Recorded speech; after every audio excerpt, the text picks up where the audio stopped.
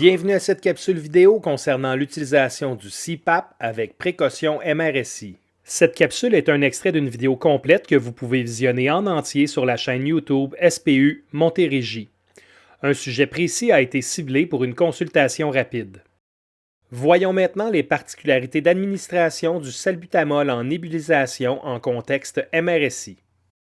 En période de pandémie, l'administration de nébulisation peut être faite uniquement en circuit fermé. Seuls les patients nécessitant l'utilisation de la CPAP sont concernés. Le montage respiratoire doit inclure un filtre HEPA mécanique hydrophobe plissé. Seul ce type de fil doit être utilisé pour la nébulisation. Pour une administration de nébulisation sécuritaire, il faut respecter certaines règles. Il faut minimiser les ouvertures du circuit. Le circuit doit être ouvert le moins souvent possible et le moins longtemps possible. Pour satisfaire à cette règle, il faut tenter d'objectiver les critères d'administration du salbutamol avant l'installation initiale du montage au visage du patient.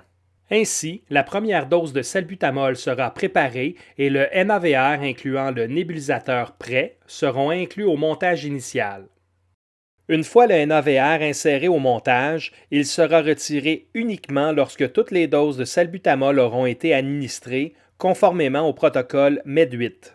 Le retrait du NAVR à ce moment vise à réduire l'espace mort et à diminuer la réinspiration de CO2. Le NAVR sera donc retiré lorsqu'il ne sera plus requis pour toute la suite de l'intervention. La deuxième règle est qu'il faut toujours fermer le débit d'oxygène avant d'ouvrir le circuit. Pour respecter cette règle de sécurité, lors de l'installation ou du retrait du NAVR au montage, il faut d'abord et avant tout s'assurer de fermer tous les débits d'oxygène, tant celui de la valve de Boussignac que celui du nébulisateur.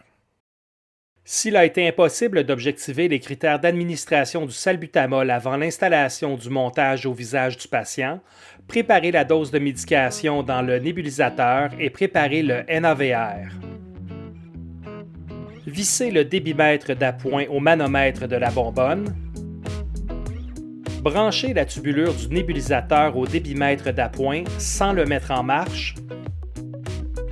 Fermez ensuite le débitmètre de la valve de Boussignac et ajoutez le NAVR au montage.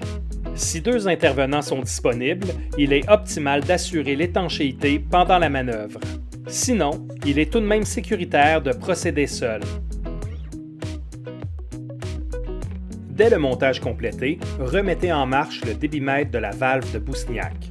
Resélectionnez le débit ayant permis d'atteindre les objectifs cliniques de la CPAP.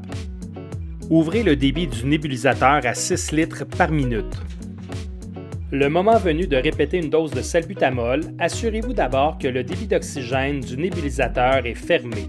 Préparez la prochaine dose en utilisant un deuxième nébulisateur.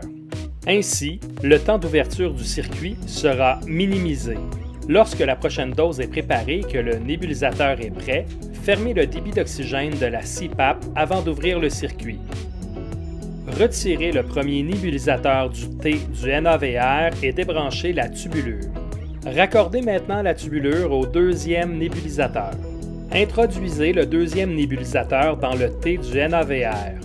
Dans les plus brefs délais, remettez en marche le débit d'oxygène de la valve de Boussignac. Resélectionnez le débit d'oxygène ayant permis d'atteindre les objectifs cliniques de la CPAP. Remettez en marche le débitmètre alimentant le nébulisateur à 6 litres par minute. L'objectif de cette démonstration était de présenter la séquence lorsqu'il y a un seul intervenant d'impliqué. Lorsque plusieurs intervenants sont disponibles, rappelons qu'il est optimal que l'un d'eux assure manuellement l'étanchéité du masque pendant la manœuvre.